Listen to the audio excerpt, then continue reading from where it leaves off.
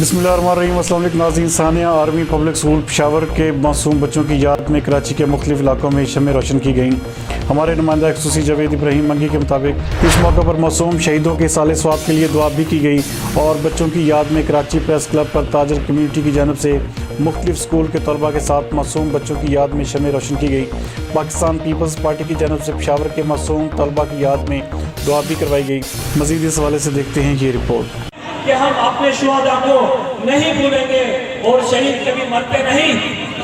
شہید ہمیشہ زندہ رہتے ہیں اور وہ ہمارے دلوں میں بھی زندہ ہیں، ان کو انشاءاللہ ہم کبھی نہیں بھولیں گے۔ تو آپ نے میرے نعروں کا بھرپور انداز میں جواب دینا ہے سب بچوں نے، اور یہاں جتنے بڑے تاجر ہمارے بھائی کھڑے ہیں۔ پاکستان زندہ باد! پاکستان زندہ